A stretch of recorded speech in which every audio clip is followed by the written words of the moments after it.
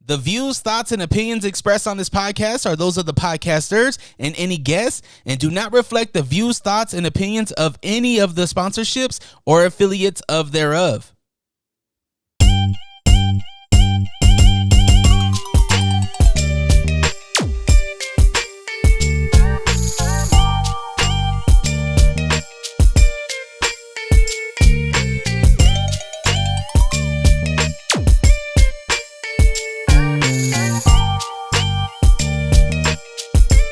You are now tuned to the Lake Talk 801.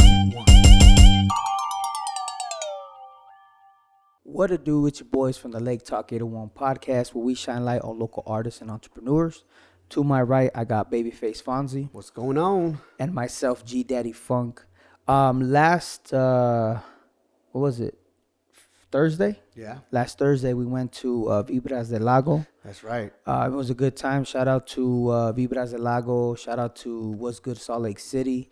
It was a good night. Shout out to Santos. Santos, yeah. Glaco was there. Cuenca, Kid Poetic. Yeah. It was fun. Yeah, it was. I liked it. What was your experience? How'd you like the party? It was a vibe, man. I think the room was electrifying because of the cumbias. I don't know why. Something about cumbias that, us Mexicans, as soon as we hear that, we just start moving a little bit. You know what I'm saying? Just it starts, I don't know, it's just something like my fingers started dancing and then my whole body started dancing. So that was pretty cool. So yeah. For us white people, what's a cumbia? Oh, a cumbia. Okay. Cumbia. So as you guys heard right now, we have Heidi in the building. And what's up, Heidi? First Hello. of all, so a cumbia is a song. And It's music. Yeah, it's music. So yeah, it is music. It's a genre. So we'll definitely play some for you, and I'm pretty sure you're probably going to be dancing as well. All right. So definitely. But yeah, it was cool. It was cool. What about you? How'd you feel about it? I liked it. It was a good time. I'm not a very good dancer, but it's still fun to go dance? and just To vibe. To vibe. And So it was fun. It was a vibe for sure, man. I know there was a taco truck, in the front of the building or whatever, and I wanted to get some tacos, but they left before we were able to get I some. don't even remember. Yeah, it was. That they were gone. Yeah. I didn't notice, I guess. Oh, well. But yeah, but yeah, shout out to them, and it was a good time. If you guys haven't checked it out, go check it out. It's every first Thursday Of the month. Yes. So yeah. So growing up, bro, did you ever have guidance in how to, be financially stable and all that stuff? Not at all. No? Not at all. Do you struggle with it? I do. The closest thing that I had was one of our cousins. He would always tell me, "Hey, bro, you got to save up." He said, "Don't forget drinking, forget clubbing. You know what I'm saying? That's all gonna be there once you get old enough to do those type of things. Right now, what you should concentrate is education and your money." And I don't know how he was getting his money. I don't think it was the legit way, you know. But he definitely had money, bro. He had stacks. And that kind of inspired me to want to get money, but I don't know. You never did anything, lack of hustle, you know what I'm saying? Okay. I just didn't know how to start or whatever. But yeah, I think that was the closest thing. But other than that, I was not financially smart with my finances. Right. So, right. yeah. How about you? Yeah, no, likewise. I mean, I our dad would always tell us save, and I picked that up a little bit, but I didn't know how to make the money work or anything. It was just saving him, and then I would use it, and then I wouldn't have anything. So it was something that, we weren't taught. Got you. We weren't taught. So yeah, I wish we were. Yeah, definitely. I think that would have helped us a lot throughout the years, especially now with this economy. It's crazy, bro. Yeah. I can't sometimes sleep at night because it's just because of our finances. Yeah. But we're not bad, but we're not great either. Yeah, we're not the best. Yeah. We're not where we want to be. Exactly. But luckily, What? Tell today we have someone with us that could kind of guide us with that type of stuff. And we introduced her already. Her name is Heidi. Heidi. What's your last name, Heidi? McNulty. Eastman. Ooh, Mrs. Eastman. Mrs. Eastman. How are you today? Good. How are you? We're not too bad. We were running a little bit late, so thank you for problem. kind of moving times around for us. But I just came back from coaching my kids, and that was pretty fun. But I was kind of nervous to come here because I was like, oh, am I ready? Am I ready for this? What type of questions am I going to be asking her? And I even woke up early to like kind of study on some of these things that I want to kind of, talk about. But before we get into that, because you have a lot of things going on, I want to get into your story. I want our listeners to kind of get to know Heidi and who she is and where does she come from. So let's start off with that question. Where are you from? And just give us a little bit about your background. Yeah, so I did most of my growing up in Sacramento, California. The southern part, it's called Elk Grove. Okay. Like you guys, I didn't have a lot of financial education growing up. My parents definitely lived paycheck to paycheck.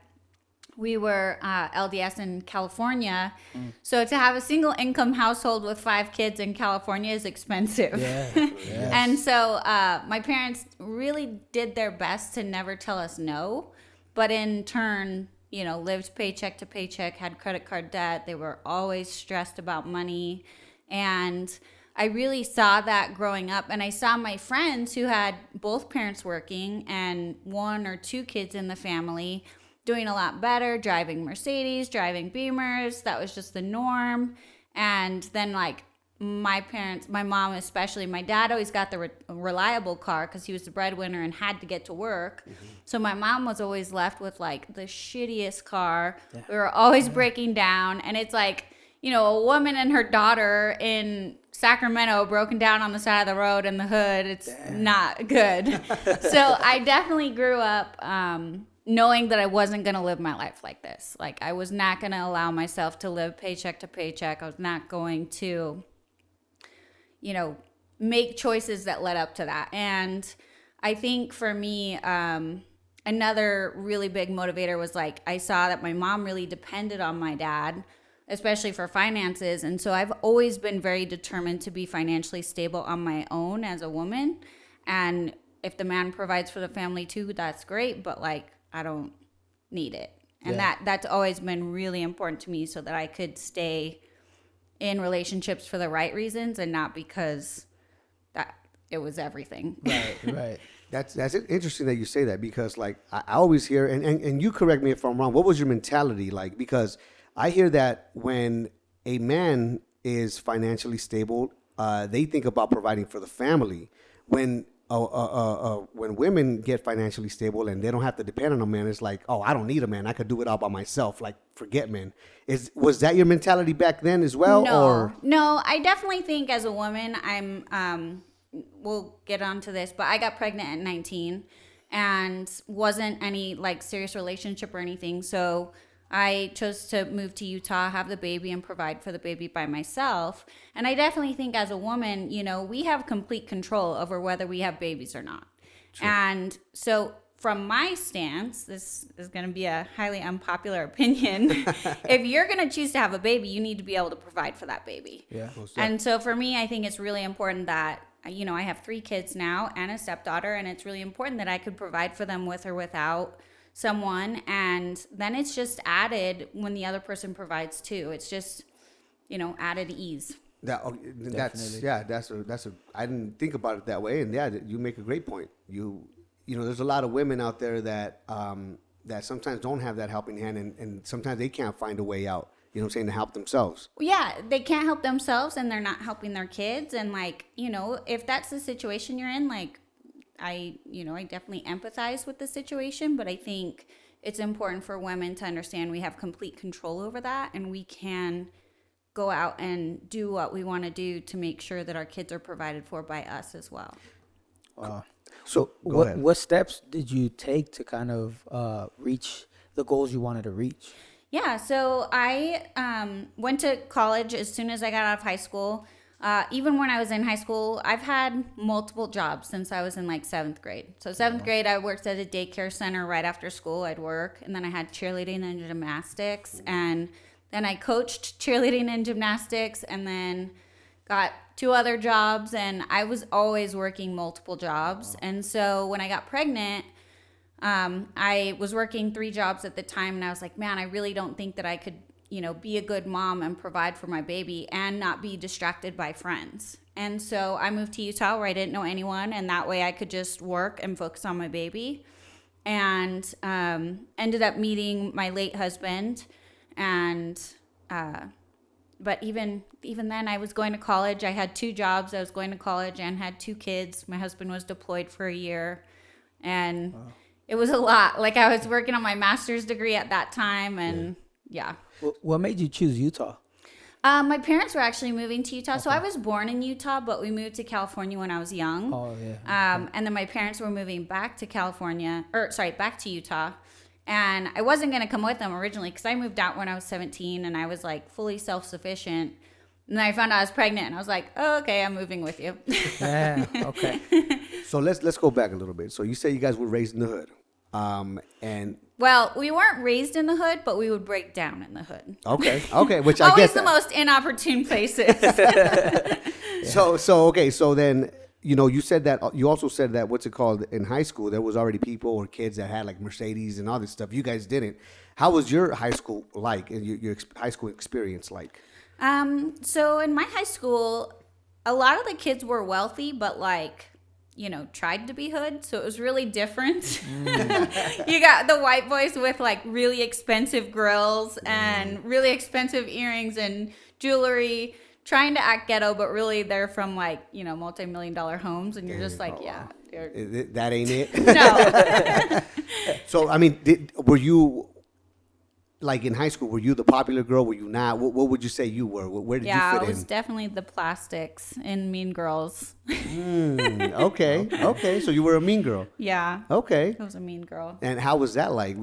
How were you mean? What'd you do to be No, mean? I wasn't really mean. I just, I don't know. We just partied a lot. We were very, but even in high school when I was partying, like I would wake up at 6. I'd have to go to seminary because they didn't have it in school and my parents made me go. Right. So I'd have to go to seminary from 6 to 7. I'd go to school 7 to 3. I'd have cheer practice till 5:30. Then I'd have gymnastics till 6:30 or 7. Then I'd have my juniors that I coached until like 8:30 or 9. Mm-hmm.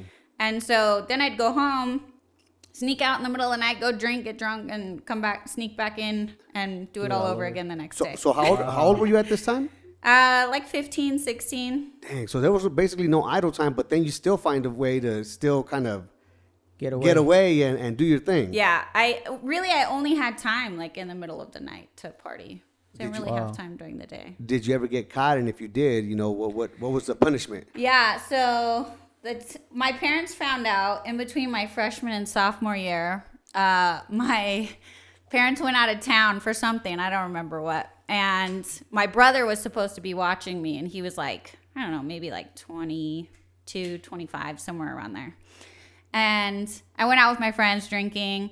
And I left him a voicemail. And I'm like, I'm hanging out with my friends. I'm going to spend the night at my friend's house, but don't worry, I'm not drinking. And I'm like, so obvious. I was obviously drunk. Pretty much. And then that night, I ended up drinking 32 shots of brandy, and he had to come pick me up and take me to the hospital to get my stomach pumped. Whoa. And I just remember waking up to my mom's voice, and I was like, oh, shit. Damn. Oh, my. So Yeah. that's how my mom found out I drank, was by the point I was already like overboard by that point. Oh, yikes. Did they come back from vacation or? Oh yeah.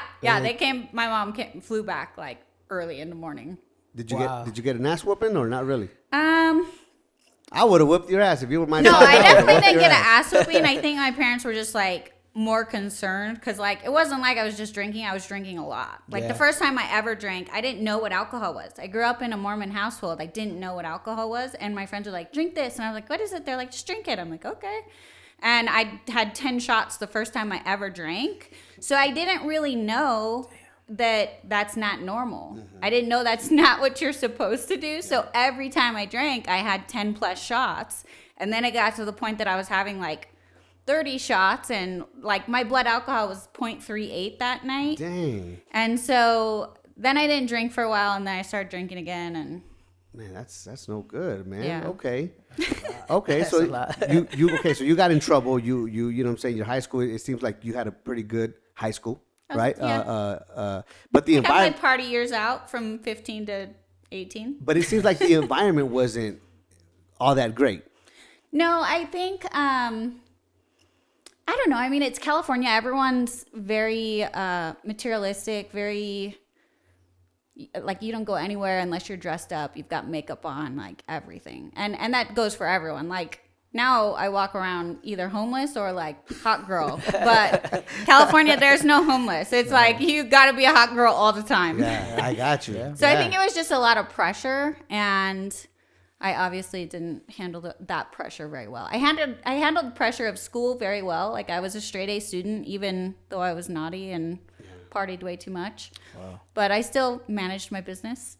and that's what's up. So, but okay, so now let's get into, you graduated high school. Well, before, so you were saying you were working during high school. Mm-hmm. Were you saving at that time? Were you like, okay, I need to get my money right and all that? Yeah. So I was always pretty good at saving just because I knew like I didn't want to live like my parents. So when I turned 18, I bought my car by myself and got a boob job. Okay. Middle of my senior year.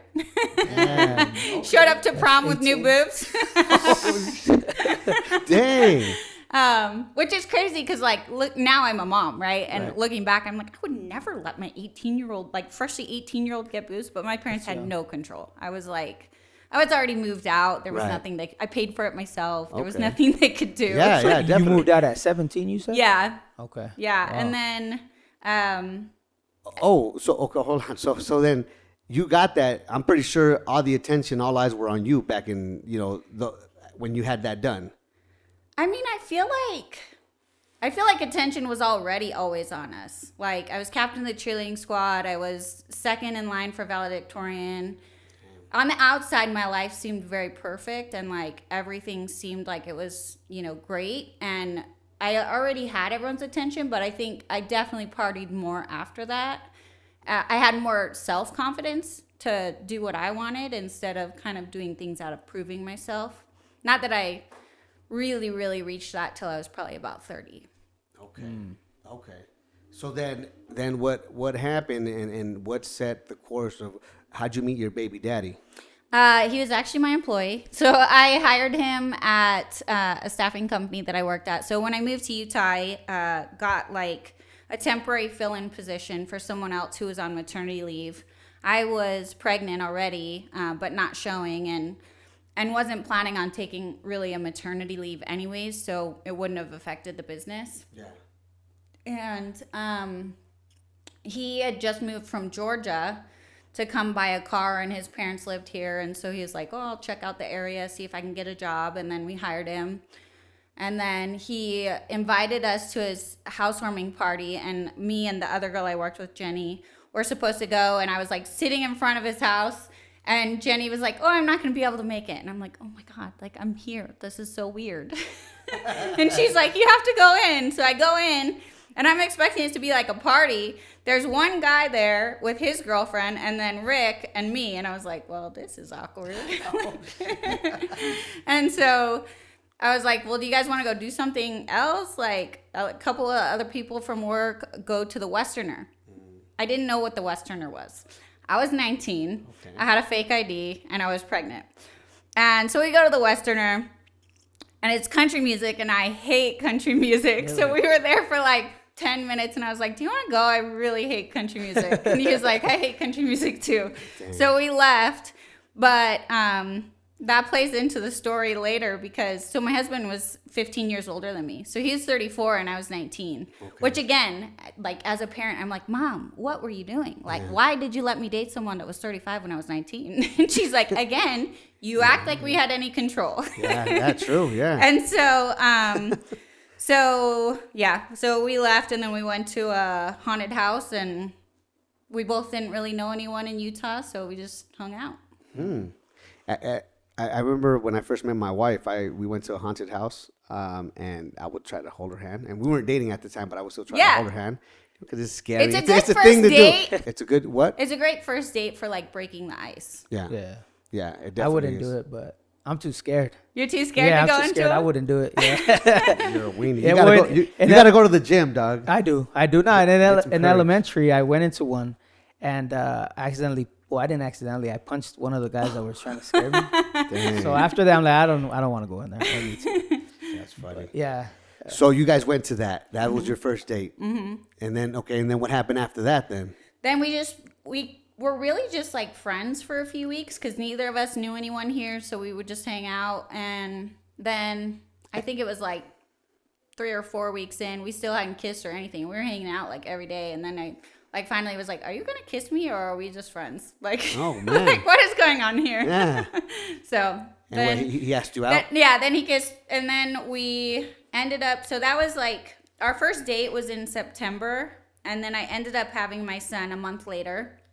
And then we got married 2 months after that. 2 months after you guys got. Oh dang. Okay. Do you like country music now? No. You still hate it? I hate the new Beyonce song. Like I love Beyonce, but no. That's country not her? It's not my jam. Can't do it. I like Morgan Wallen, Brown Kane or Kane Brown. Brown Kane. Brown Kane Brown. And I think that's about it right now. That's we recently got into it like maybe like a year or two, maybe more. A year ago. I think Rob has like one country song that I can stand. The rest of it I can't. Which one is it? Don't Take the Girl? Zach Bryan, Culture Wall. Oh yeah, Culture Wall. Sophie's the culprit that got us into country. Sophie's like, you guys don't like country, you weirdos. So what kind of music do you listen to? Everything but country. I really love all music except for country. I just can't do country. That's interesting. But I also, so where I went to school, there was Laguna Creek High School and Elk Grove High School. And Laguna Creek was where all the rap music was, and then Elk Grove High School was where all the country music was. So like my older sister and my older brother went to Elk Grove because they were like, Laguna's ghetto, and I was like, I'm going to Laguna. I'm not listening to that country shit. So I went to the other school. Well, being a cheerleader, that kind of, that's the type of music that they play a lot, right? Yeah, they play like pop and like fun music. Not country. Country's no, I swear, at my country is sister's fun. school, they would play like country music and like square dance and shit. It was weird. That's funny. Hilarious. Okay. All right. So you get married. What's your financial status like around that time? Did you and your husband like have a plan? So I bought the house. I bought a townhouse and together or by yourself? I bought it when I was 19, and then we got married. So I was already in the process of buying it, and then we decided to get married, and I was like, okay, well, when I buy my house, you could just move in. And he was like, well, why don't we get married and close on the house the same day, and then we'll move in together. So the house was like just in my name, but like I closed on it and got married the same day, and then moved in together. Okay. Which was a horrible decision. I would definitely not recommend getting married before you live together. Okay. What was it about that? Was it a horrible decision? I think it's just and we got married really fast. We got married, like I think we only dated for like 3 months, and I feel like if you don't live together first, you really don't know the person. Like that was one of my rules with Rob when we started dating. I was like, he was like, let's get married. I'm like, we're not getting married till we live together. Like, I'm not doing that again. I'm not like thinking I'm signing up for one thing and then you live together. And when you're together 24/7, it's very different. Yeah. Little things become so annoying, and and then you see how people act when they are angry and how they respond. And my late husband had PTSD really bad. He was, really angry. And his PTSD rage was just really hard. And I didn't grow up in a house like that. Like my parents fought a lot, but there was never yelling or like anything aggressive in any way. Like no physical violence. Oh yeah, if you met my dad, like his yelling is like a chihuahua. Like like he's like the nicest, sweetest guy. When he gets mad, it's not scary at all. Gotcha. Hey, your dad's pretty big though. He's big guy. But he's not scary. Like whereas like my late husband was really strong, and when he would get mad, it was like scary, and I didn't really know how to deal with that. At 20 years old, I didn't know how to deal with that, and just tried to help him, and You didn't know how to deal with it, but you did deal with it. How did you deal with it? We went to a lot of counseling. I went to a lot of like military offers, like PTSD classes. They offer marriage counseling classes. We did a lot of work, and our marriage was pretty hard until his first suicide attempt, which was at about 10 years of marriage. And he was hospitalized for a month, and he came out a different person, like who he really was. And he was taking his medication. He was going to counseling. He was doing really good. And that was like the 2 happiest years of our marriage, was when he was medicated and going to counseling. And then his counselor moved, so he stopped going to counseling. And then he stopped taking his medicine and kind of ended up back in a really bad place and ended up killing himself in front of me and my 3 kids at 15 and a half years of marriage. Wow. How old were your kids? Caden was 15, Cole was 13, and Miles was 8. Wow. How was their reaction? What was... So I was like hysterical when it happened. Caden, my oldest, was very calm and very angry. Like, when it happened, he was just like, what a fucking coward. And he was like really mad. My second son was hysterical, saying that it was his fault, because what happened is we were driving back from Washington State. We had just visited his brother. And my second son came in the gas station crying, and I'm like, what happened? And he's like, Dad just hit me and knocked my hat off. And he wasn't like physically violent normally. Right. There was only one other instance where we were in Cancun that he got physical, and we flew home immediately. Wow. So this was like not like a normal thing. He didn't just like regularly get physical. Right. And he was like, don't say anything. And I'm like, babe, I can't not say anything. Like, I'm not going to just let that happen. Right. And so we were back in the car driving, and I was like, babe, like, you can't hit him. Like, I get you're frustrated, but you got to keep your hands to yourself. And like, even yelling is really not acceptable, but we've learned to deal with it. Right. But like, you really can't hit him. Right. And he just got really mad and pulled over and got his gun out of the trunk, which I didn't even know he had his gun, because Washington State has really strict gun laws. So usually when we would go there, he wouldn't bring his gun. Mm-hmm. And he got his gun and ended up just shooting himself on the side of the road in the middle of nowhere, Idaho. Oh my gosh. Yeah. So my second son really thought it was his fault. He's like, I told you not to say anything. And I'm like, so it was really hard, because I was constantly in a place of like, de-escalate my husband or protect my children. Yeah. Man. Yeah. Like after that, I'm pretty sure. I mean, what was the, I guess, what was your next actions to that whole scene? Like, I mean, what do you do? I was like kids? Screaming to call 911. My oldest was already on the phone with 911, and I didn't know because I was just hysterical. So I called 911 too, and they're like, we're on our way, ma'am. And then we just had to sit in the car, and it was actually really strange because like they kind of took a statement from me, but like nothing really in writing, and like nothing really. They just took the body and like sent us on our way. Yeah. Like it wasn't, I would have expected like even just how Rob's niece died recently, and like they wouldn't let you near the body. They wouldn't, like, they were very protective of the scene. Yeah. It wasn't like that at all when Rick died. Did they know that he had PTSD?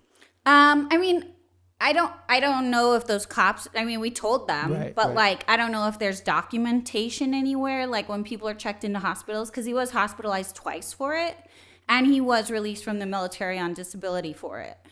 Oh, what you said he was in the military? What did he ever tell you what he went through in the military? That he did talk a little bit about what he went through in the military. Most of his PTSD really came from his childhood. Okay. He had the worst childhood you can imagine. His dad raped him for years. His mom and his dad would beat the shit out of him. Like, they gave him drugs when they were in like 4th grade. So just really poor childhood that kind of, and not kind of, he had like a note in his phone that talked about he has this belief that like people are out to get him, and that when the people that are supposed to love you are out to get you. And he talked about his parents and his childhood, and then he talked about his military experience and how that just reaffirmed that belief, which I think made him a really good soldier. Like, everyone in the military talked about what a good soldier he was, but it's because he was constantly on alert and very aware of people trying to hurt him. And so I think, I saw that at 19, wanting to save him and show him what a good family looked like. I grew up, my family was not abusive. Like, we had a great childhood. So I just really wanted to show him what a family was. And I think it just was really hard for him. Man. Wow. Yeah, that's a story. That's a story for real. Like, it's like, it's a trip, because I know that I talked to Rob and I asked him, like, how do you deal with, because I know he's heard things as well, right? And we've talked about that before. Did you ever meet anyone else that was in his shoes like that, or I think all of his military friends have PTSD at some level. Mm-hmm. I feel like the ones that had good childhoods are definitely better off than some of the others. I definitely feel like the ones that end up killing themselves, or the ones that end up with PTSD that bad, had bad childhoods and shouldn't be allowed in the military. But at the same time, the military is the best place for them. Got you. So it's really a hard line to walk. And I think the government has a very difficult decision, because those people are going to end up, in dangerous positions, but also they already know how to protect themselves because they've been doing it their whole life. Man, how does one you especially, like, how did you come to terms with the whole situation? You know what I'm saying? Like, you having to live day by day, and I'm pretty sure you kind of replay that in your head, right? Yeah, I think it was all I ever knew, so I didn't really know, it had gotten to the point where, he was pulling his gun on a fairly regular basis, and I'd have to get the gun away from him. And I think it just progressed over time, and I didn't really realize how off track we had gotten. I think I also was surprised that it happened in front of me and the kids, because he was always he'd always say, I'm going to go in the basement. If you hear a noise, just call the police. Don't come down. I don't want you guys to see it. So I knew he didn't want us to be there, but also I think he was just so far gone that I don't know. I obviously, when people pass away, you have the shoulda, coulda, wouldas, right. And I can definitely say that I did everything I could to help him and provided him every resource. I was the sole provider for our family for the last 5 years, so that he could be a stay-at-home dad and just not have stressful situations. We tried to reduce his stress as much as possible, and really it ended up stressing me out. I was having massive headaches on a daily basis and kept getting tests done, and they're like, it has to just be stress. And I'm like, I'm not stressed, I'm fine. And then after I retired from my job, and then my husband died 2 months later, my headaches kind of went away. And I was like, holy shit, I was stressed. And looking back, I'm like, I don't know how I did it for as long as I did. Yeah. But it's just all I knew. So it was just another day. So then how do you move forward with your kids? You know what I'm saying? With Yeah, so we got counseling right away. I was very adamant about all of us going to counseling right away. My oldest did really well in counseling. He opened up and talked a lot. And I feel like he worked through a lot of it. My second son didn't open up as much to the counselors, and I think he still has some stuff to work through. He's doing a lot better now than he's been for the last 6 years. Gotcha. But he still has some stuff to work through. And then my youngest, I think he was so young when it happened that he didn't really understand. He did, but he didn't. And so in counseling, I think he didn't really know what to talk about because he was still young. And so the counselor for the youngest two was like, hey, they're not really opening up. I don't think they're in any danger, by not coming. So I probably wouldn't bring them back. Okay. So I know counseling does cost money, right? Mm-hmm. Were you financially prepared to put them through all that? Yeah. So a couple things there. I was really fortunate. I had actually sold my company and retired at 35, 2 months before Rick died. So my plan was to retire and just travel and be home with my family and have fun. And so I was really fortunate in that sense. The other really cool thing is I I feel like a lot of people complain about military benefits or, government benefits. The school actually paid for the first 8 sessions for each of my kids. Okay. There was no income limit because normally I don't qualify for those things because of my income. Right. But there was no income limit, so that was obviously helpful. Definitely. And the military, in my opinion, has excellent benefits and has excellent benefits available for veterans. To me, the problem is more so that veterans don't seek out the help or accept the help. They're very strong, independent men, and I think asking for help is hard for them. But the help is definitely available. Okay. What business did you have at that time? So when I moved to Utah, I got a job as bottom junior recruiter assistant in a staffing company for construction. Okay. And I worked my way up to a recruiter. Then I opened a branch for another company that was new to Utah and worked there for 5 years. And then I opened my own staffing company in 2015. And then during that time, I was also investing in real estate. So when we got married, I didn't have any debt. I was very financially stable. Got married, found out my husband has 20 grand in credit card debt. And I was like, oh, shit.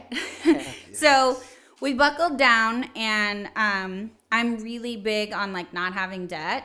And so we buckled down and put our cards in little manila envelopes that said, do you need this? And every time we would go to the store, we'd look at what we had. And if we didn't need it, we'd put it back.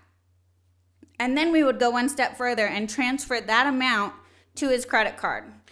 So say that we put a shirt back that was $20, I would immediately in the store transfer $20 to his credit card.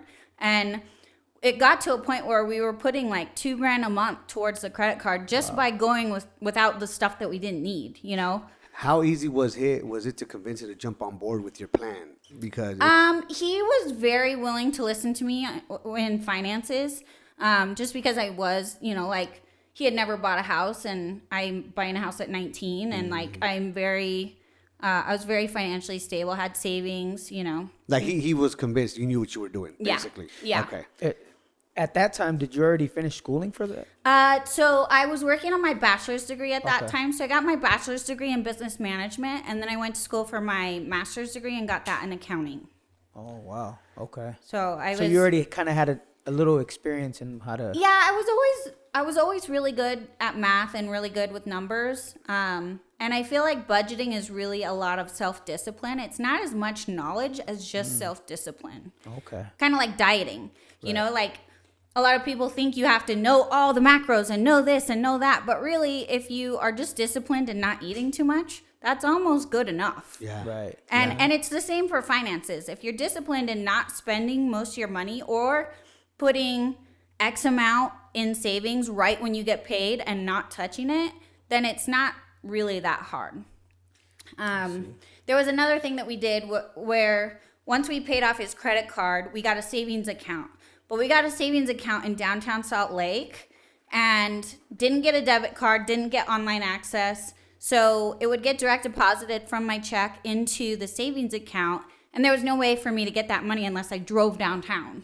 Wow. And so it made it really hard to use that money so it would grow, and we would just leave it in savings. Mm-hmm. So that's another tactic that I talk about in my book to help you grow your savings and help create that discipline by creating barriers to getting that money out.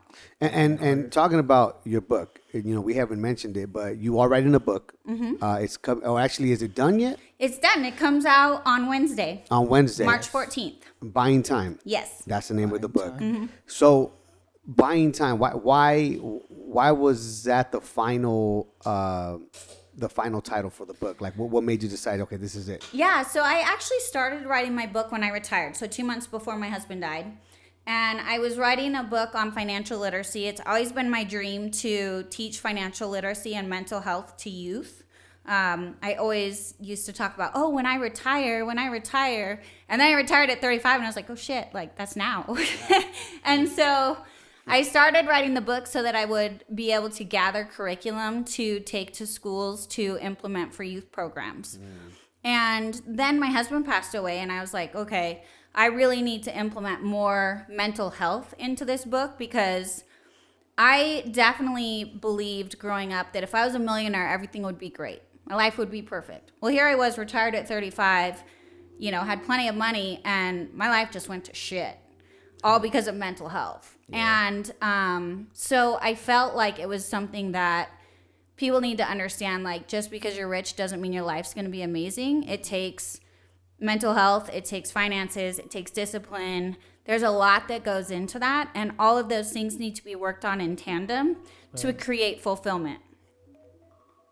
Sorry. You're good. You're good. I looked at my phone too, because I was like, oh man, I didn't put it on silent. Sorry. I never have alarms, but I'm feeding my sister's dogs this weekend. Oh, I got you. Yeah, we gotta so go. they're going to be hungry for the next hour.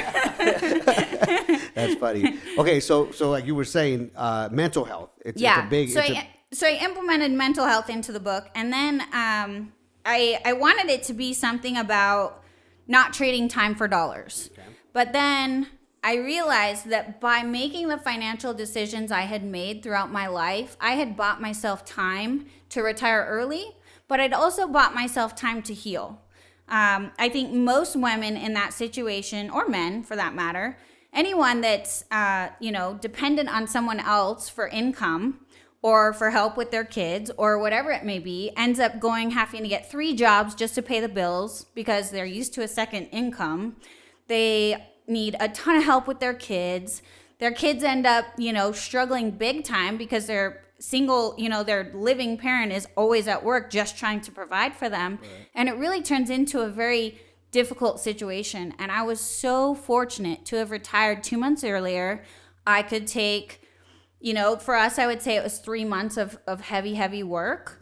And for 3 months, we focused only on healing. We focused only on, fortunately, it was the summer for the kids, so we had time to spend together. We were doing a lot of quality time, a lot of talking, a lot of being there for each other, letting us experience the emotions. I didn't have to, put on a brave face and go to work. I could cry with my kids and we could get it out.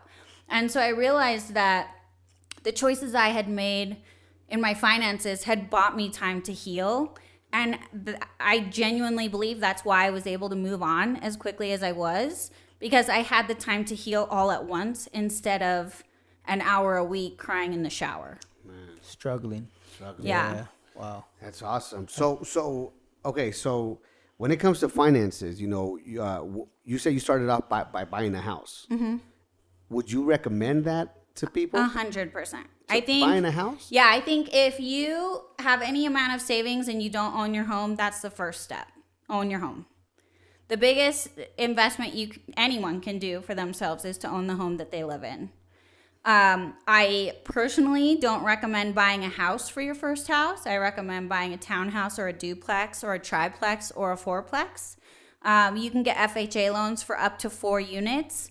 And FHA loans typically mean you only have to put 5% down. Mm-hmm. So if you save up 5%, you don't have to qualify for all that income on the fourplex, because they'll also take into account that the other 3 units will be rented.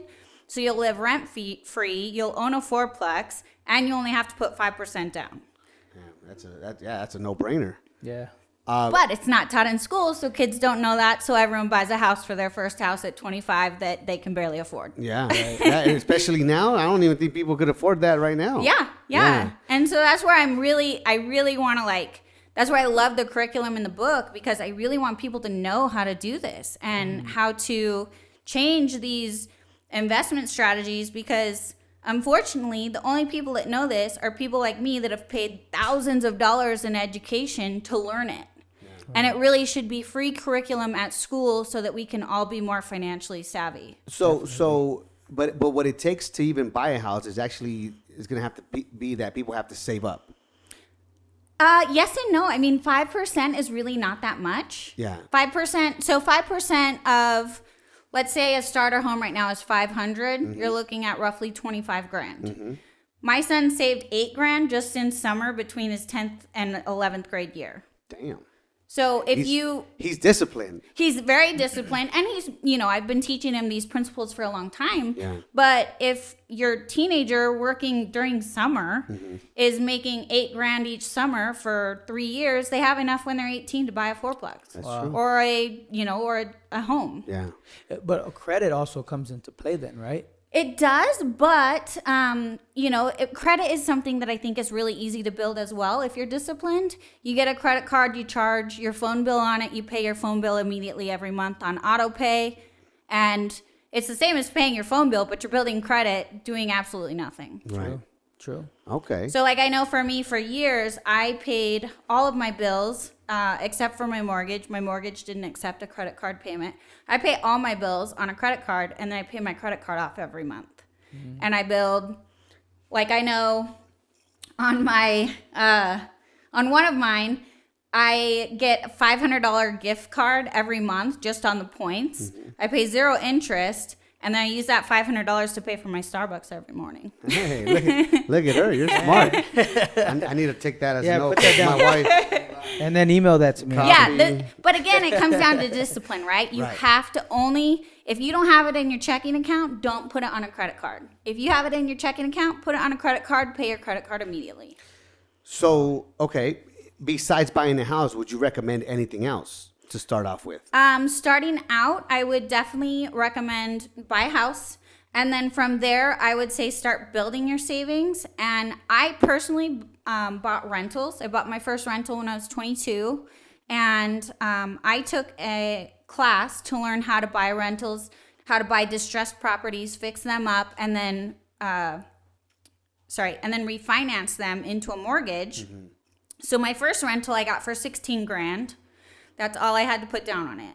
Wow. My second one, I put $19,000.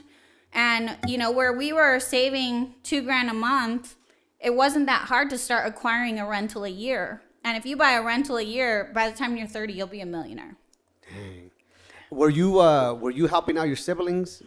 Did you have that? I've tried. My siblings, not all of them, but most of my siblings don't have the discipline. Okay. I have a couple siblings that make really good money, but they spend it as fast as they make it. Wow. Man, so discipline is like a discipline is it's the same with fitness, with health in general, right? Yeah. If you're not making healthy choices, you're not going to be healthy. Yeah. You can make as much money as you want in the world, but if you're out buying shit left and right, you're not going to have anything to invest in, anything that's making money for you. Right. I was really disciplined and very good at making my money work for me. We didn't go on vacation till I was 30. We went on our honeymoon when I was 19. No, I had just turned 20. And then we went on our first vacation when I turned 30. So for 10 years, all of our money went to investing. And then our assets were paying for our vacations. I didn't have to pay for vacations because they were essentially free. Obviously they weren't free, but But even just in credit card points, flights were free, things like that. I was getting these really nice vacations for a lot less based on points, based on the decisions that I had made, paying off 10 years later. So the word of the day, I'm going to put it right here, is discipline. Yes. My book talks a lot about that. It calls it delayed gratification. Okay. So instead of doing what you want now, think about your long term. And it's not that you'll never get that. I feel like sometimes people think discipline, same for dieting, is, I can never eat chocolate cake. That's not the case. You can have chocolate cake in moderation. Right. You can spend money in moderation, but you've got to align your spending habits with your long-term goals. And if you don't want to work till you're 65, then, a new shirt every day of the week or a new pair of $400 sneakers is not worth it. Yeah, definitely. I buy the Shaq shoes up in Walmart. At Walmart? Oh, yeah. $20. They're nice. Yeah. Even here's a thought. Think about how many people own 20 pairs of sneakers. I know a lot. That is enough to buy a rental property that could buy you those sneakers every day every month for the rest of your life. Wow. So it all just off 1 year. It all comes down to choices. 100%. Do you want to look rich or do you want to be rich? And at first, if you want to be rich, you got to not look rich. Yeah, man. At first. And it's only for a couple years, right? Those couple of years of discipline pay off in the long run. Well, would you say that it, because you started at a young age, right? Mm-hmm. Would you say for somebody that is older Is it too late? It's not too late. That's why I put in my book, though, dedicated to youth. It's a lot easier to get your finances in order when you start out with no expenses. I think it's a lot harder. Like right now, I'm coaching someone and they're house poor. They have an amazing house. They make great income, but their house is so expensive. And that's I think a much harder pill to swallow to downsize your house to get your finances in order than it is to buy your first house smaller than you wanted and work your way up. And so that's where I really think my focus is on youth so that they start off on the right foot, not having to detour a pretty nice life to a shitty life for a couple of years and then go back up. That's a lot. In my opinion, I think that's a lot harder. It is. Yeah, I'm sure. Yeah, I'm sure it would be. You know, like if you live on the east side, you're not going to want to move to Kearns for a couple of years, but really that's kind of what it takes if you are already off on the bad foot. You have to start out small. So, yep. Okay, so then after you have these assets, you know, is there anything else you would recommend? Because I was reading up on like trusts, life insurance, stuff like that. Are you an advocate for that? Or Absolutely. So the book talks about that as well. So I have life insurance policies on all my kids. I'm a huge advocate of that for parents because you can get life insurance policies, whole life insurance policies on your kids when they're young, and it's super cheap. And what you do is you pay into that their whole life. They really don't make sense for the first 10 or 15 years. The first 10 or 15 years, you're paying into something and getting nothing. But after about 10 or 15 years, they start to really be worth money. So like for my kids, for example, when they turn 18, they'll be able to loan 60 grand from the life insurance policy. And I recommend these over 529 plans because those are the college fund plans that can only be used for college. With these life insurance plans, they can take that 60 grand out to buy a car, to pay for college, to buy a fourplex, buy a house. They can use it for whatever they want. And that money has built up over time. That's way more than what I put into the policy. There's different types of, for life insurance, right? There's whole life or universal life. So my kids have the whole life policy. The universal life also works. They have different pros and cons, if you will. So I definitely think depending on your situation and how much you have in assets, how much you have in savings would determine which one would work better. Right. But you can do fairly small policies on your kids that grow really fast. Well, grow really fast by the time they're 18. 18. Because it all has to... Yeah, it doesn't really happen till that 10 to 20th year. Okay. Man, and that's something that I kind of want to do. So then, when would a trust come into play? Like when you're trying to give them something? Like so, a trust is what you put your assets into for when you pass away. So, for example, if I were to pass away and everything was in my name, my stuff would go to probate. Then my kids would have to pay taxes on it, and then they would get whatever left over, if anything. Okay. In a trust, it goes into the trust. And then it's not taxed unless you're like really freaking rich. Right. And like how rich are we talking about? Like I want to say it's Bill over Gates 15 million in the trust. But there's caveats in there that hitting that 15 million is like you have to be pretty rich. Okay. It's really closer to like 25, but on paper it's 15. Got you. Okay. All right. So it is just really a safe way to pass your assets down that doesn't go through probate and doesn't go through taxes. Yeah, because I when it's a will, I heard it's like it's not private. Right. That's the other thing with trust. So like you can name your trust ABC 123. My house is in that. All my businesses are owned by that. All my bank accounts are owned by that. If you look up Heidi McNulty, I don't own anything. But my trust does, and you don't know the name of my trust, and there's no way to look that up. Wow. Interesting. So that's how really wealthy people own things, and no one knows what they own. Dang. That's crazy. Hey, by the way, how do I look? Do I look poor or rich? Poorly rich? I don't know. You got a chain on. How much was your chain, Fonzie? Oh, it's fake. I have a green... a green ring around your neck? Right, that's what don't look at it. I'm gonna tuck it in. But yeah, okay. So the book is coming out on March 14th. Man, I can't speak. But okay, so then the book was inspired by you wanted to teach the youth. Are you going to get it into schools? That's my next goal. So I really like my life stream is to create 2 years of mental health classes that are mandatory in 9th and 10th grade, and then 2 years of financial literacy that are taught in 11th and 12th grade that are mandatory. And that way kids get the mental health guidance, coping skills, values, things that they need to focus on for who they are and really find who they are instead of who they feel like they need to be to fit in. Right. And then the last 2 years of financial literacy will prepare them so that they can even help their parents, and kind of get things back on track with the economy. I'm really big on finances specifically because it's the number one cause of divorce. Divorce causes all kinds of havoc in kids' lives. It's also the number one cause of like domestic violence and child abuse is the stress that comes from finances. And so if we can alleviate that problem, I think a lot of good will come from it, not just related to money. Is it getting difficult to get it into the schools? I haven't gotten that far Okay, yet. So I okay. just finished the book, and I've heard it's very difficult to get curriculum into schools.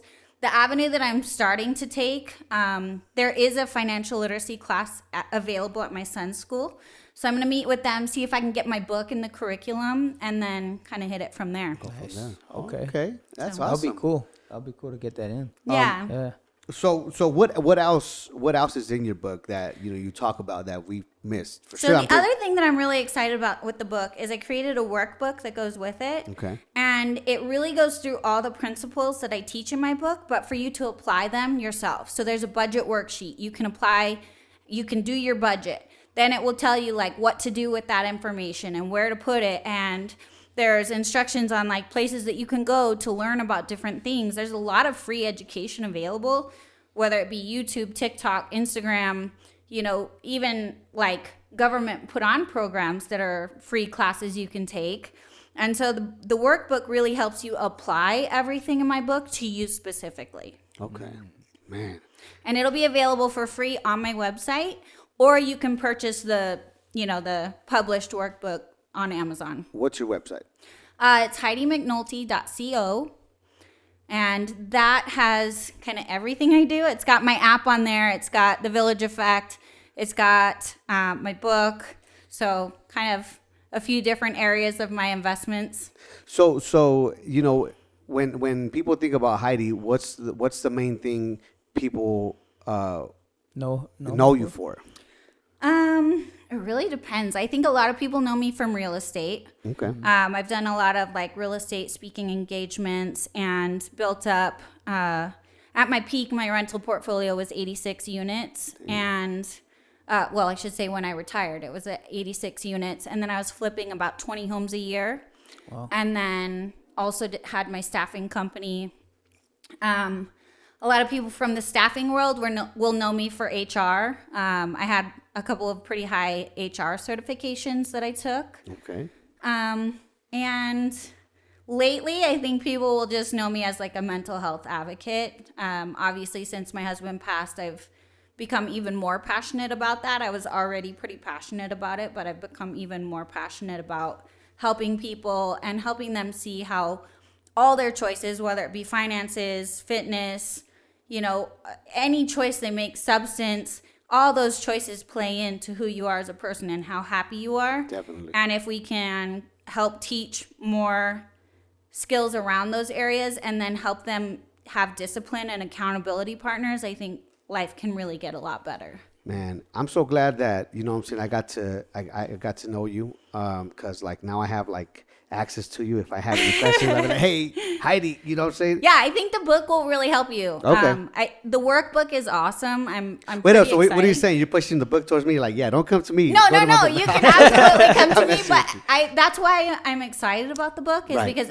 pretty much everything I would tell you is in the workbook, and you can go through it like page by page. Okay. And so, even just today they were like, "Oh, do you want the workbook available for download?" And I'm like, "Yeah, I want to help people. I'm not trying to make money off the workbook. If you would rather download it for free, download it and print it from home." That's awesome. I personally wouldn't really want to print out, 100 pages at home and flip through them and have to buy a binder. That just seems really inconvenient.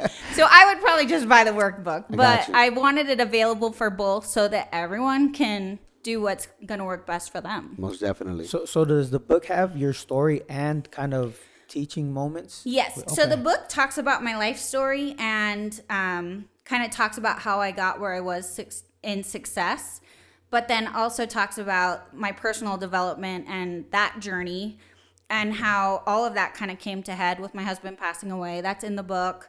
Meeting Rob is in the book. Oh, nice. And then the workbook is just the after chapter exercises for you to apply the lessons directly to your finances. So let me ask you this, because I mean, it all sounds like you went from 100, from 0 to 100 real quick, right? Mm-hmm. But I'm pretty sure there was difficult times. We mentioned, of course, your husband, right? But what about you mentally? Like, how many times did you just want to give up, even before your husband and even after your husband? Oh, yeah. I talk about it in the book. I was suicidal every birthday till about 28. Are you serious? Yeah. Because I was so hard on myself. And I was like, oh, I'm not a millionaire yet. I'm not doing good enough. I'm not enough. I'm not enough. And then I started my own personal development journey because I became a millionaire. And I was like, well, I'm a millionaire, but I'm still not happy. Like, I must be missing something here. Yeah. And so that's when I really started to look into personal development, Tony Robbins, things like that, and doing my own journey to find myself and find happiness and joy in who I am as a person, rather than what I provided to the world. I really saw myself as like the only thing I was good at was making money, and that's what I could provide. So I paid for everyone to go on vacation. I paid for this, I paid for that. And as I went through that personal development journey, I realized like I don't have to do that, and I'm good for just being me. And I'm really grateful that I did go through that before Rick passed away, because I think that would have been a lot harder after experiencing something like that. Most definitely, man. Yeah, I mean, like I said, I think it's good to kind of get to know that side of you, because you make it look easy. You know what I'm saying? But I'm pretty sure it wasn't. Nothing in this life I feel like it's easy. Especially if it's worth it. I don't think it was easy. I think it's all I knew, and so I didn't realize how hard I was working and how much I was burning the candle at both ends until it all came to a head when Rick died. And my life, I had retired, so I didn't have work. I didn't have a family. I had my kids, but I didn't have like a family at home. And that's kind of when I realized like, wow, my life really was very stressful. Like it's all I knew. So I was great at putting on a brave face, but I didn't realize how traumatic my daily life was. I know that last time you were here, we had you on. Well, actually, it was Rob that was here. You kind of jumped on, and you kind of mentioned that you were a very stern and a boss bitch. A boss bitch. Yes, I didn't want to say it, so thank you for saying it. But yes, I definitely used to be a boss bitch. I think, I'll call it my prior life, right? Before my husband died, I was the sole breadwinner. I was the owner of a $30 million company. I had 450 employees. I was essentially working 3 full-time jobs between my rentals, my flips, and my staffing company. And I was always go, go, go, go, go. I also had a husband who wasn't very healthy mentally. So I had to really hold down the fort and hold down the stress of everything in life, and didn't really have like a safe place to land. So I had to be hard. And I was very hard. I had zero empathy for anyone. I was like, dude, I worked 2 jobs, had 2 kids, and I went to school for my master's degree. Like, why can't you do it? Would you throw that at people's faces? Like, would you? Yeah, I was a bitch. Like, I was just like, get your ass to work. Like, get it. And now I'm like, oh my gosh, I'm so sorry you're working so hard. Like, what can I do to take something off your plate? Like, wow. So I'm a lot more compassionate now and understand that like everyone's journey is their own, and even the people that think they're handling it, I can almost guarantee you that's all they know. They just, that's all they know. That's all I knew. I didn't know life could be any different, and now that I do, life is so much easier. Yeah. On the financial side, you kind of had that mentality from the beginning. Do you think that's why it may look easy? Or it may sound easy, the financial side? I definitely think it was something I was really focused on. Okay. I definitely think where focus goes, energy flows. That's in The Secret. It's Tony Robbins says it all the time. But when you focus on something, it will usually work itself out. And so, yes, I do think that because I was so focused on being financially successful, that definitely helped kind of catapult me. Right. But I don't think that that's, anything special. I think anyone, if they choose to, can really focus on being financially literate and practice good financial hygiene and get there. Yeah. Right. What was the first thing you told yourself you were going to get when you were going to purchase? You know what I'm saying? When you had the money. So my birthday present to myself was cable. Cable? Yeah, we didn't have cable or like DirecTV or any of that because I didn't want to spend $120 a month on that when I could be saving that money. We would steal it. What are you talking about? Cable. No, I'm joking. Well, and even like Rob teases me all the time because he's like, oh, have you seen this? Oh, have you seen this? Have you seen this? I didn't watch TV. Yeah. Like, I was always working. I didn't watch TV. It didn't matter that I didn't have cable because I didn't have time to watch TV anyways. Right. So I was saving $120 a month plus making money while I would have been watching TV. Wow. I was double down. Yeah. But now, Rob will be like, oh, we got to watch this show. And I'll watch a movie. And it's like, nice. oh, I've never seen this movie. It's 20 years old, but I've never seen it. Dang. So you're catching up now. Oh, I'm totally playing catch up. Definitely. I've seen more movies in the last year with Rob than I've seen in my entire life, probably times 5. Rob, I never asked you this, and maybe we did talk about it. Have you ever seen Blood In, Blood Out? I think so. That's old, right? Yeah. You seen it? Nope. Oh, yeah. Have you seen it? No. No, she has it. Oh, you got it. You got it. Nah, anyway, it's a good movie. But anyway, besides that, okay, so So that was my birthday present. That was your birthday I present. wanted to be able to watch Keeping Up with the Kardashians and Law and Order SVU. Because until then, I was buying it on the DVDs. Okay. damn, that's crazy. Because it was cheaper to buy the $20 DVD for the season I wish than it was to buy Buy the- $120 a month for cable to watch 2 shows. I wish I would have known you back then. We got you the bootlegs and everything. You know? I know. Where were you at, Santi? I'm messing with you. No, so okay, that's what's up. So now, what is something that you would get yourself, or you would want someone to get you for your birthday? I have changed a lot. I really don't care about money Don't nearly be as humble. much Don't as be I humble. used to. For me, like when people ask me what I want for presents, I want quality time. Okay. I spent so many years working that I missed out on family things. I missed out on kid things at school because I was working. Yeah. And so now, for example, like anytime my family gets me a present, it's tickets to a show with them or it's a gift card to dinner with them. Like that's my ideal present is time with you. And if you want to pay, that's great. If you don't want to pay, just invite me. Yeah. I'll pay for myself, but just invite me and let's have some quality time. Okay, that's dope. And buying time, that's awesome because that's what I'm trying to do. I'm trying to buy time so I don't have to, what I'm saying, like I don't want to buy time anymore. Like I want to be able to go out and have some fun with my kids without having to worry about money. You know what I'm saying? Yeah. So definitely, I think this book will help a lot of people. I can't wait to be able to hold it in my hands and maybe read it. You know what I'm saying? And yeah, I right now I want my kids to read a lot, so I definitely want to have them read it as well. Yeah. And I think that's one of the things that I tried to do is make it really easy for 15 to 25-year-olds to understand. So it doesn't require, a master's degree to understand the concepts in this book. Like it's very basic, and I talked about the terms in very basic terms and explain what they are and what they mean in very basic terms so that it's understandable for everyone. Have you seen The Office? Yeah. So I should say I've seen like 3 episodes. Oh, That's well, it? But I know what you're talking about. So would this book be easy for Michael Scott to understand? Yeah. Because For an 8-year-old? Yeah. Explain it to me as like an 8-year-old. Like an 8-year-old, yeah. Or a That's 5-year-old. Rob. Rob could understand it, so we're good. Good. That's Rob's what's a 46-year-old. Yeah, he is. Yeah, he is. I love Rob, man. So would it be because I know that like they make kids books, right? Mm-hmm.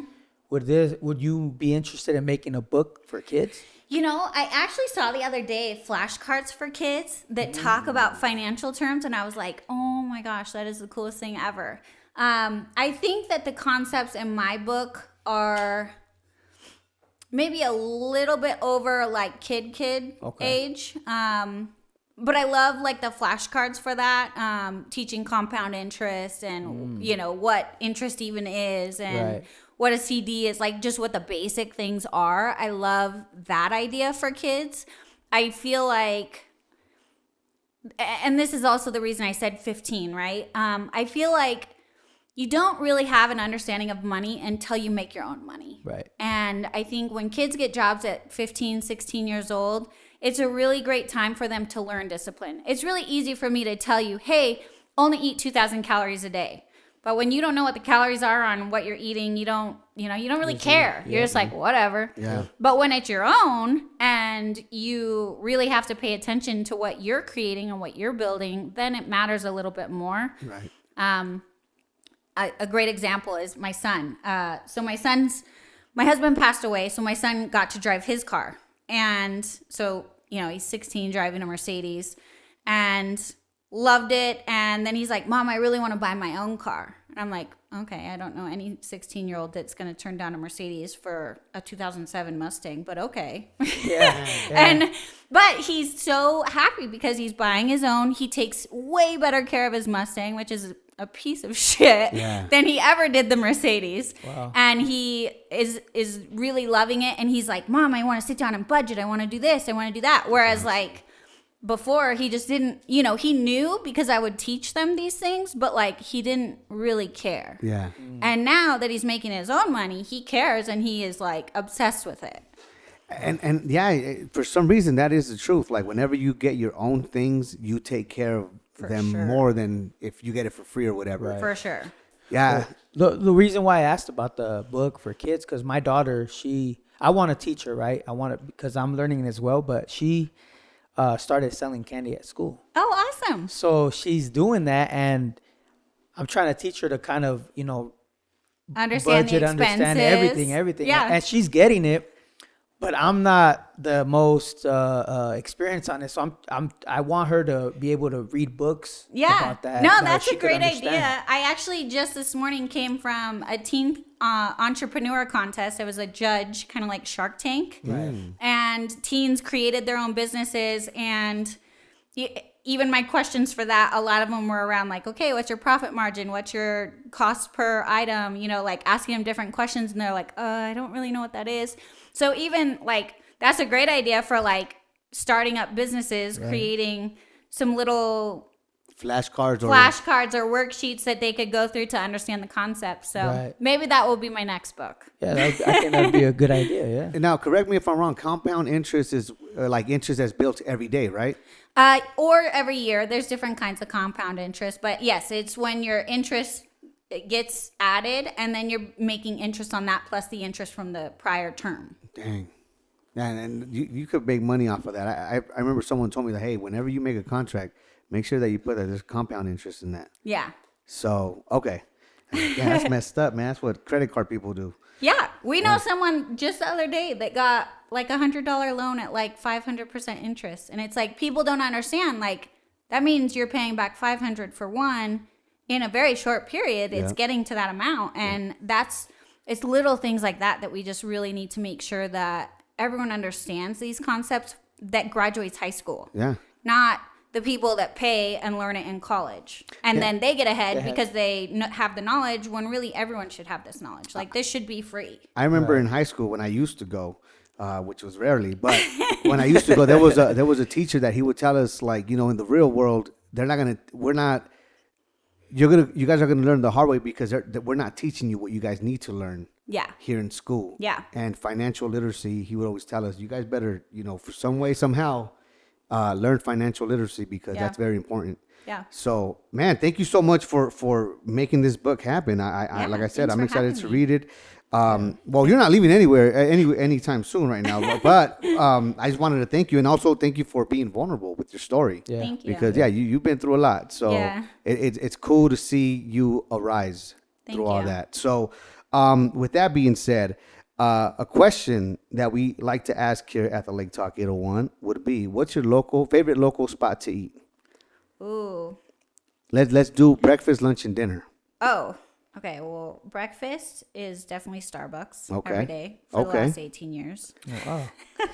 we gotta put you on local spots now, though. Yeah, I'm gonna have to know some good coffee shops out in Definitely. the Harriman area. Okay. I actually do love like other coffee shops' coffee better, but it's just I don't know. It's just Starbucks for It's some just reason. Starbucks. I think it's just because I'm a California girl. And Yeah. I don't know. But lunch or dinner, you could go for either one. Simply Thai and we'll say lunch. Simply Thai, it's in Sandy. It's a Thai food restaurant. I absolutely love their Thai food. And I always get like lots of extras because leftover Thai food is always better than fresh Thai food. Okay. The spices kind of like soak in and it's just even that's better. True. Does it have to be local? Yeah. Maybe Cliff or Okay. Garage Grill. I like Okay. both those places. They have really good sushi nachos. I've been to both. So Yeah, yeah. if you they're haven't good. tried their sushi nachos at either one, they're really good. I haven't tried them. That's interesting. Yeah, like instead of nachos, like like tortilla chips, they do like kind of like wonton chips. They're really like flaky and That sounds good. they're bomb. I'm hungry. now. What was it called? The garage? There's Garage Grill. There's a few locations of Garage Grill, and then Cliff House is in Draper, like 1300 East and 12600 South. Okay. And It's by that place where what's her name got married that you guys went, you and Paloma. by that tree where they have the tree yeah, and I the- think it's right lights? next door to that place. Oh, okay. Yeah. Okay. Oh, Yeah, wow. it's pretty good. Yeah. I've been there a few times. Anything that you feel that we missed that we didn't ask that you would love to share with our listeners? No, I think we covered a lot. I really appreciate you guys having me on and definitely. letting me kind of tell my story. I think, I've definitely learned over the years everyone has a story and, we can't just push through life and be hard all our lives. We've got to kind of soften up and stop and smell the roses. Yeah, definitely. So, Yeah, well, like I said, thank you so much for coming through, Rob. I'll see you at the gym on Monday morning. Yeah, all right. Anything you? Oh nah. If I didn't work so early, I would make it, but work at 6 a.m. 5 p.m. Every day. well, Monday through Thursday. We don't Monday do through the Thursday? night classes on Fridays. Oh, but you guys do Friday mornings though still. Yep. Okay. Friday morning, but not Friday night. Nights. Okay. That makes sense. Can't be open 24/7. This ain't Yeah. 24. Paloma outlift you, bro. Yeah, I know. Paloma's going to outlift you. She's doing good. Is she? Yeah. I need She's to go going to then. show you what's up. I need to go then. I need to Sophie could outlift you, bro. Probably. Sophie can outlift all of us. She is so strong. She's like, don't put me in this conversation. I don't want to be part of that. go. So are you guys gonna race after? Yeah. All right. You want to race? You want to race, Sophie? I think you should make Rob race with you too. Like, and hamstring. Halfway. Nah, man. I gotta work. I can't pull no hamstring, man. I'm good, but I'm pretty sure you could beat me. I ain't gonna lie. I'm too old already. I'm too old for that stuff. But yeah, okay. Well, thank you so much for coming Yeah. through. We Yeah. appreciate it. And Thank March 14th, buying time. Man, get that. That's gonna be on what? Amazon. Amazon. Mm-hmm. Amazon. So there you have it. And if anybody would like to reach out to you, she could. I don't know. Yeah. You do one-on-ones and all that. I do. So I Okay. do coaching for real estate and finances in general. Okay. And so that is definitely more on that's not something I advertise Oh, okay. to try and build something for myself. But if there's people that want help, I love helping people. So Okay. I'd be more than happy if anyone wants to reach out. I'm happy to help you get your budget together and help you figure out strategies for real estate investment or other investments that might fit your budget. And so I have my website, HeidiMcNulty.co. And the coaching is through the company Investor Lifestyle. That's one of my branches. If you are on Instagram, I'm just Heidi McNulty, at Heidi McNulty. And same for Facebook. Nice. Okay. Well, there you have it. Thank you again. Have a good one. Peace. Peace.